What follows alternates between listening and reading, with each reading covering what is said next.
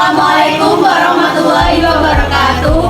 Kami dari kelompok 2 akan mempresentasikan hasil diskusi dari kelompok kami mengenai implementasi kebijakan program rehabilitasi rumah tidak layak huni di Kota Surabaya, studi kasus Kelurahan Saunggaling.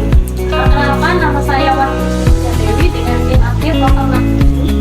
Perkenalkan, nama saya Afia Purwokirasari dengan NIM akhir 055. Perkenalkan, nama saya Nia Putri Agung dengan NIM akhir 072. Perkenalkan, nama saya Julia Berkanila dengan NIM akhir 092.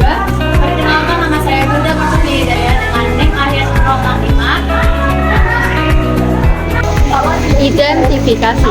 Masalah kebijakan adalah kebutuhan, nilai-nilai, atau kesempatan yang tidak terrealisir tetapi dapat dicapai melalui tindakan publik atau pemerintah. Negara bertugas menyelenggarakan kesejahteraan sosial sebagaimana yang tercantum pada Undang-Undang Nomor 11 Tahun 2009 Pasal 4 dan 5 Ayat 2 mengenai kesejahteraan sosial. Kesejahteraan sosial ditekankan bagi individu yang memiliki karakteristik masalah sosial dan kehidupan yang tidak layak kemanusiaan, seperti mereka yang miskin, terlantar, cacat, terisolasi, atau menjadi korban kejahatan, kekerasan, atau bencana alam. Kegagalan untuk mencapai standar hidup khas penduduk setempat disebut kemiskinan. Keadaan ini terlihat dari rendahnya kemampuan masyarakat dalam menyediakan kebutuhan pangan, sandang, dan papan.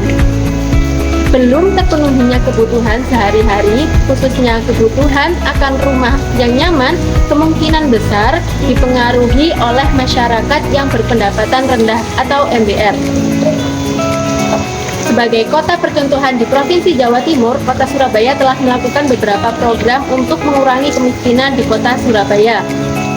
Salah satunya dengan program MBR yang sekarang dikenal dengan sebutan Program Perbaikan Rumah Tidak Layak Huni Tutilahu yang dilaksanakan pemerintah Kota Surabaya untuk mewujudkan Surabaya menjadi kota dan organisasi yang layak huni, aman, dan ketahanan didasarkan pada keputusan Menteri Sosial Republik Indonesia Nomor 20 Tahun 2017. Implementasi kebijakan program rehabilitasi sosial rumah tidak layak huni di Kota Surabaya, khususnya di Kelurahan Saunggaling, terjadi karena beberapa faktor, seperti kurangnya anggaran. Dana yang dialokasikan untuk program tersebut tidak mencukupi. Hal tersebut dapat menghambat pelaksanaan program rehabilitasi. Yang kedua, kurangnya koordinasi antar instansi. Jika tidak ada koordinasi yang efektif antara berbagai instansi terkait seperti pemerintah kota, kelurahan, dan lembaga lainnya, implementasi program dapat terhambat. Yang ketiga, masalah administrasi. Proses administrasi yang rumit atau lambat dapat menjadi hambatan dalam pelaksanaan program rehabilitasi rumah tidak layak huni. Yang keempat, masalah sosial ekonomi. Kondisi sosial ekonomi masyarakat di Kelurahan Saunggaling seperti tingkat pendapatan rendah atau ketidakmampuan untuk memenuhi persyaratan program juga bisa menjadi faktor penghambat. Dinas Perumahan dan Kawasan Permukiman Kota Surabaya yang bekerja sama dengan Kelurahan Saunggaling untuk menyampaikan informasi kepada pelaksana untuk melakukan sosialisasi dan mengawasi pelaksanaan program. Namun masih terdapat kendala seperti kualitas perbaikan rumah yang belum merata sehingga diperlukan peningkatan pengawasan.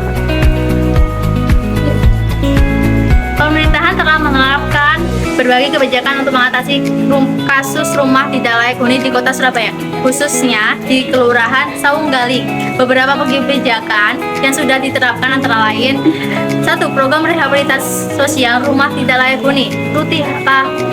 Program ini dirasakan oleh Direktorat Jenderal Pemberdayaan Sosial dan Kemiskinan yang merupakan bagian dari Kementerian Sosial Republik Indonesia. Program ini bertujuan untuk memperbaiki kondisi rumah serta sarana prasarana lingkungan di tempat yang masih terhadap rumah tidak layak huni. Yang kedua, Aturan Wali Kota Surabaya. Berdasarkan Aturan Wali Kota Surabaya Nomor 9 Tahun 2022 dan Peraturan Wali Kota Surabaya Nomor 35 Tahun 2022 ditetapkan kebijakan terkait rehabilitasi sosial rumah tidak layak huni di Kota Surabaya, termasuk di Kelurahan Saunggaling.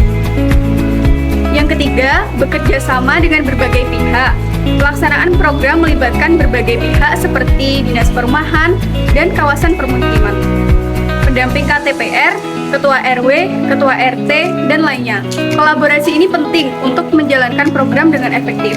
Yang keempat, penggunaan standar operasional prosedur atau SOP. Para pelaksana program tetap menggunakan SOP yang ada untuk memastikan konsistensi dan efektivitas dalam pelaksanaan program, meskipun disesuaikan dengan kondisi lapangan. Di sini saya akan menjelaskan saran-saran yang dapat saya sampaikan terkait implementasi kebijakan program rehabilitasi rumah tidak layak di Surabaya, studi kasus Kelurahan Saunggaling. Yang pertama, saran yang dapat saya sampaikan adalah kita harus mensurvei dan mengidentifikasi bahwa rumah-rumah tersebut itu termasuk rumah tidak layak huni. Nah, yang kedua, kita harus membentuk tim yang terdiri dari berbagai pihak terkait seperti pemerintah daerah, LSM maupun warga-warga setempat agar kita bisa berkoordinasi terkait rumah tidak layak huni yang ada di Kelurahan Saunggaling. Nah, yang ketiga, kita harus melakukan pendekatan komprehensif dalam rehabilitasi rumah, termasuk perbaikan struktur, sanitasi, dan sumber energi yang layak guna mensejahterakan masyarakat di Kelurahan Saunggaling.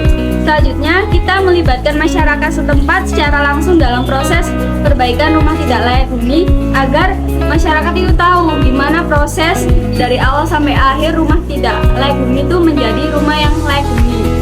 Nah, yang terakhir, kita mengadakan pelatihan dan pendidikan bagi warga setempat mengenai pemeliharaan rumah yang baik dan benar agar rumah tersebut masih dapat dilayak huni hingga beberapa tahun yang akan datang. Sekian presentasi yang dapat dijelaskan oleh kelompok kami. Apabila ada kesalahan